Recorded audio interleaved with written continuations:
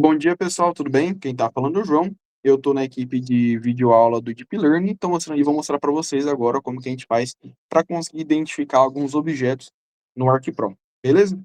Contextualizar vocês, aqui a gente tem nossa imagem, que ela refere-se a Confisco, em Minas Gerais, e ela tem resolução espacial de 10 centímetros, beleza? Bom, o Deep Learning é uma tecnologia baseada em inteligência artificial. Então, ele vai utilizar através de rede neural, ele vai fazer cálculos matemáticos, enfim, para conseguir obter de forma mais precisa as especificidades de determinada imagem. Então, por exemplo, se eu quero desenhar essa árvore aqui, eu vou fazer essa árvore com essa especificidade, essa outra árvore aqui também, e diversas outras árvores que ele vai acabar multiplicando. Então, se eu faço 5 amostras, essas 5 amostras fica 5 elevado a 2. E depois o resultado dela vai ser elevado ao dobro.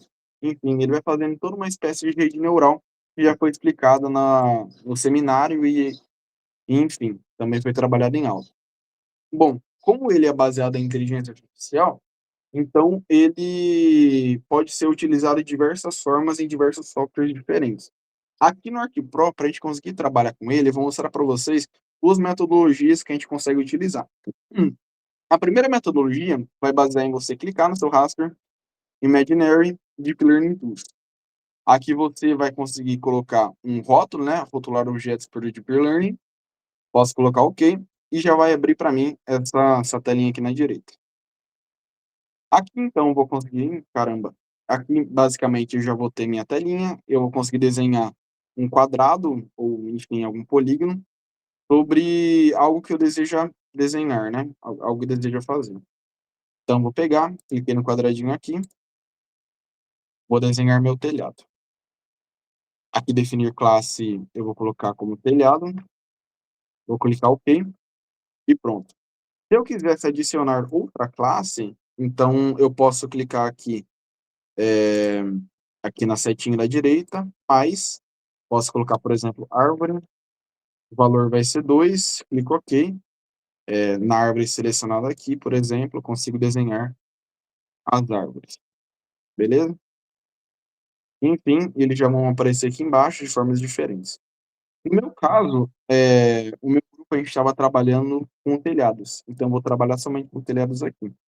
Então, vou pegar, vou desenhar o máximo de telhados que eu conseguir, o ideal que esteja em torno de 60 a 80%, né? Se você quiser melhor acurácia, é ideal você faça 100% para depois fazer uma margem de comparação, mas a gente vai trabalhar com telhados. E, enfim, conforme você for fazendo, essa listinha aqui embaixo, ela vai aumentando bastante. O ideal é que você faça bastante e depois coloque para rodar. Como isso daqui é uma videoaula que ela vai ser um pouco mais curta, eu vou colocar somente essa daqui para que fique mais simples de entendimento, mais rápido o vídeo. O Sport Training Data eu posso colocar o output folder, né, a pasta que eu desejo salvar. Posso salvar aqui no meu SSD, por exemplo, em algum lugar.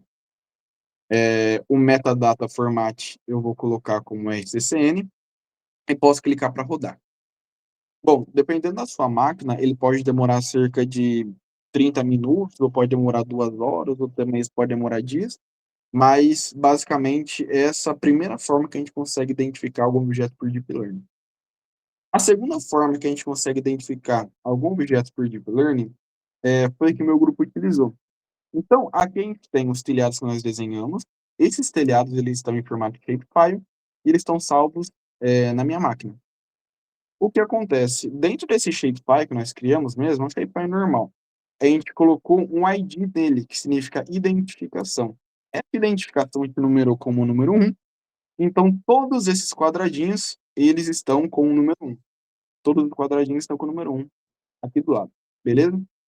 Fazer dessa forma, na minha opinião, ela é mais segura, porque se você, por exemplo, precisar sair por algum motivo, se você tiver algum impeditivo, é somente você pegar, fechar a edição no polígono, salvar na máquina e partir para a próxima, beleza? Então foi essa metodologia que nós utilizamos. Esse polígono aqui ele tem cerca de 4.450 feições, e é isso que a gente vai trabalhar para conseguir identificar os telhados aqui na nossa imagem. Eu vou clicar em Geoprocessing, Exporting Training Data for Deep Learning, então exportar treinamento de dados para o Deep Learning. Eu posso iniciar com o meu raster, que já vai estar aqui com o Fisco.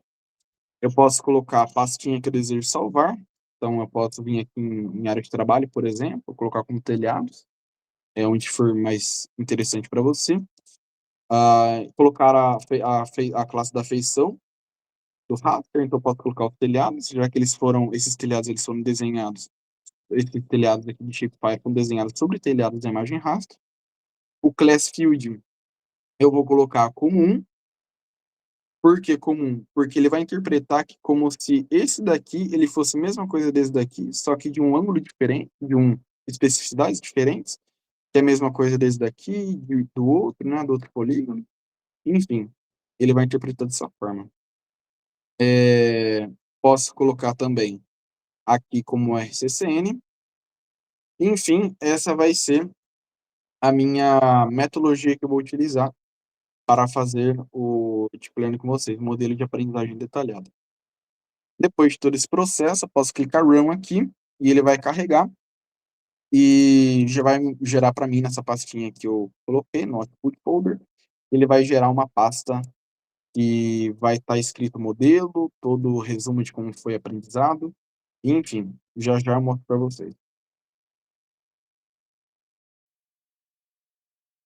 Boa tarde, gente. Mário falando aqui.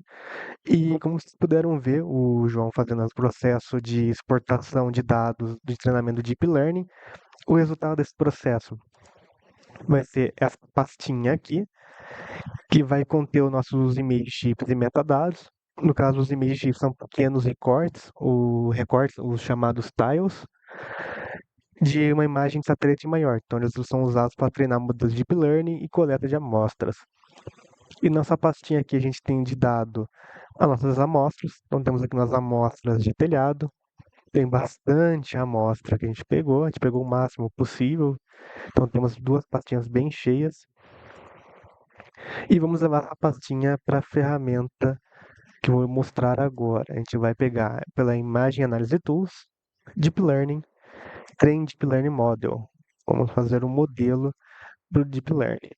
Então a gente vai pegar a nossa pastinha que a gente acabou de conseguir, colocar no input trainer data. O tipo de modelo, a gente vai manter o MESC RCNN, que é o modelo que a gente vai utilizar para fazer esse processo. E sobre os max epochs, eles basicamente são a quantidade de vezes que o modelo vai receber o treinamento. Então ele vai receber 20 vezes o treinamento.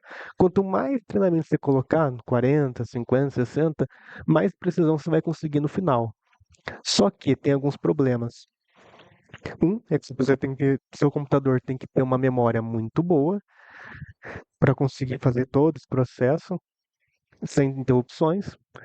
E quanto mais valor você colocar, mais tempo vai ser exigido para fazer o processo final.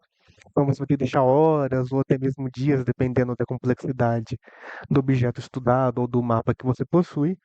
Então tem vários riscos. Então, se a energia cair, ou alguém desligar o computador, ou crashar o software, alguma coisa acontecer, você vai perder o arquivo e o processo vai ser interrompido. A gente vai ter que fazer de novo, pegar um monte de horas e deixar o computador trabalhando de novo. Então, de feito tudo isso, a gente vai clicar em Run e a gente vai receber este arquivinho aqui, que ele vai ter as características do modelo e as configurações do modelo. Então, as características do modelo um colega nosso vai explicar posteriormente. Então, deixando isso de lado por um tempo, a gente vai pegar a ferramenta de detectar objetos usando Deep Learning. Para você encontrar ela, vai estar bem aqui, na mesma área que você encontrou o Deep Learning Training Learning Model. Então, pegando a ferramenta de Pet Object, a gente vai colocar o nosso mosaico, que é de confisco, nosso raster, né? Você vai ser gerado automaticamente essa pastinha. Você só muda o nome no final. Você vai colocar detect, aí o nome do objeto estudado. E nós vamos colocar o nosso Peraí, aqui, ó, no nosso arquivo que acabamos de conseguir, de modelo, no modo definir. A gente não vai precisar mexer em mais nada aqui e a gente vai clicar em Run. Isso aqui vai demorar também algumas horas, 2 horas, 1, 2, 3 horas, e a gente vai ter este resultado aqui. Como eu já deixei pronto, agora vocês podem ver, tem polígonos de telhado no mapa completo. Só que a precisão não é 100%. Então vocês podem ver em alguns trechos que existem alguns telhados, como esse aqui, por exemplo, que não foi preenchido, tá? Ou não foi preenchido completamente, como esses aqui também tá aqui.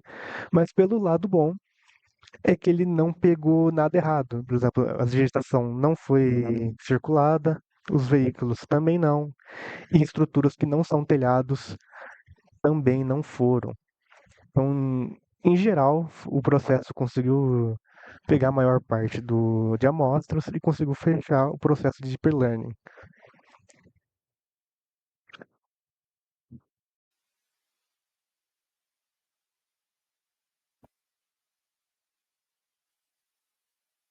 Olá, pessoal. Nesse vídeo é uma continuação do vídeo, da videoaula que os meninos já fizeram, né? Eles falam sobre a parte de processamento, as ferramentas utilizadas, explicar o processo. E aqui eu vou apresentar o resultado desse processo. Então, vamos analisar os resultados. Primeiramente, foi criado um gráfico. Então, nessa tela aqui, a gente consegue ver o eixo X e o eixo Y.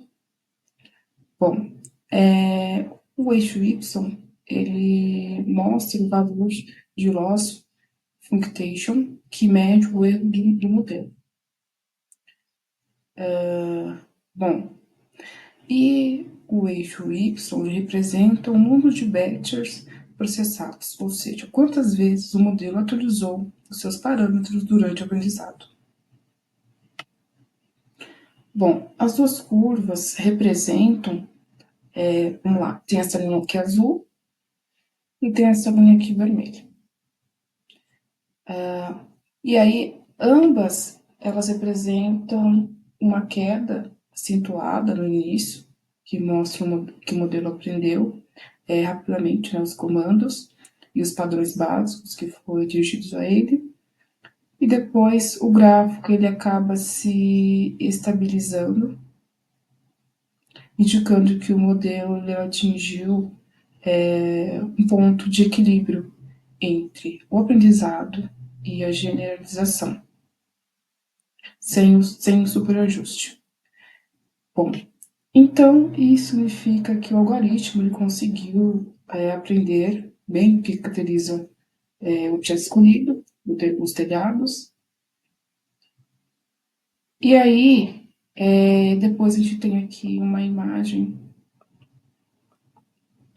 que também apareceu aqui no resultado. E aí a gente consegue ver cada quadro aqui que a gente consegue visualizar, ele corresponde a uma comparação da imagem original e o resultado produzido pelo modelo. Com objetos detectados, destacados em cores diferentes, a gente percebe então que o algoritmo ele conseguiu identificar de forma consistente o tipo de objeto escolhido, né, que foi os telhados. E aí dá para perceber assim que ele não confundiu com outras coisas, né, como as árvores, carros e ruas.